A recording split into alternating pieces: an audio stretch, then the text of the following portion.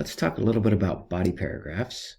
The formula we're going to look at today is one that you can use in a lot of different types of academic essays that are thesis driven, similar to what you're going to be writing in paper 2. So once you get the hang of this, it's kind of like plugging information in. So this can be a really helpful structure to use in your body paragraphs. And we're going to call this pie structure. And what it's going to do is help us create unified, coherent body paragraphs. And keep in mind, this is not talking about the introduction and conclusion, which have a different structure. So in a body paragraph, it's common for it to have 3 parts: a point, some kind of information that supports the point, and an explanation of how that information supports the point. Now, if you think about the word point, and you think about things that have points, like scissors, for example, you know what the point of scissors feels like, right? If somebody pokes you with it, right? So a point should be unmistakable, very clear. And another way to think about a point is a topic sentence.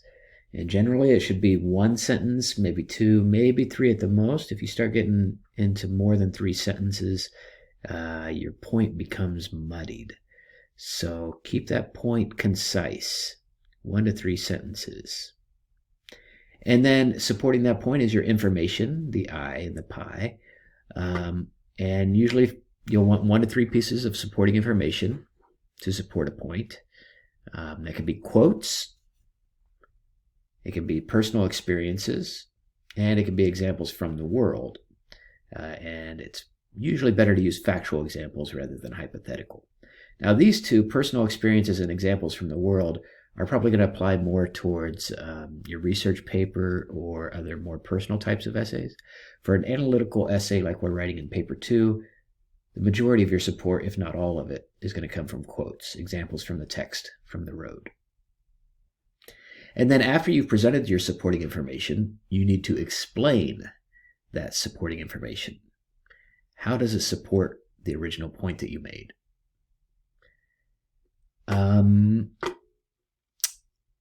Let's think about the use of quotes before we come back to pie structure. Now, when you do use quotes for supporting information, see this star down here, you'll want to prepare the reader for the quote by giving us a little bit of context, a few sentences before it. So you can think about clarifying the W's. The who is in the quote, why is this quote happening in the story, when is it happening in the story, where is it happening in the story, what's happening in the story, or how is it happening. Not all of them necessarily, but enough to really kind of familiarize us with what's happening in the scene before presenting it. So keep in mind, your reader in your essay has read the book, but they might need to be reminded of what's happening at the time of the quote when you present a quote. So just a touch of summary is going to remind us what's happening. So usually a few sentences before the actual quote itself. Okay, so back to the point information explanation, the pie structure. There are 2 ways to visualize it that I like to use. So one is kind of a circular method here, where we start with a point, again, very concise, 1 to 3 sentences, and then we move into our supporting information. And if we're using a quote, we give some context by giving a couple sentences of background information about the quote before we actually present the quote itself. And then we move into this explanation to explain how that quote or quotes supports our point. And a good way to kind of conclude your explanation is by coming back to the point itself. In fact, some people like to paraphrase their topic sentence, their original point, basically say it in a fresh way to kind of remind the reader of what the original point was and to clarify how that supporting information relates to it. Another way to visualize it is you start with your broader point at the beginning of your topic, or at the beginning of your paragraph, and then you have your supporting information, the specific details, fine quotes and things, specific examples, and then you come back out to your broader point in your explanation. And again, think about coming back to that actual sentence that you led it with. It creates a nice sense of closure and unity in showing how that supporting information actually relates to the point that you made at the beginning of the paragraph. Something to consider is a strong pie paragraph will sometimes benefit from revision. So sometimes you'll start with a point that you're making, and it's kind of a general point because you don't know exactly what point you're making, but you have a decent idea of what it is. And then you write through it, and you present your supporting information, your quote or quotes, and then you kind of explain, and you start to explain what the quote means and how it supports your point. And a lot of times in that explanation, it comes out much more clear to you because writing is a way of thinking. So you've kind of gone through your thinking and articulated your thoughts. So sometimes it's beneficial to actually come back later to your paragraph's topic sentence and maybe readjust it, because if you had something that came out in your explanation that's much more compelling or more accurate as to what you've been trying to say the whole time, it might benefit from coming back and revising this a little bit.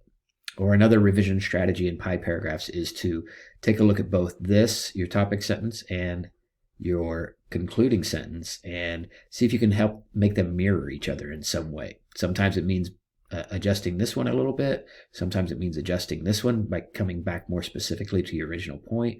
Sometimes it means just adjusting each one a little bit so that they mirror each other.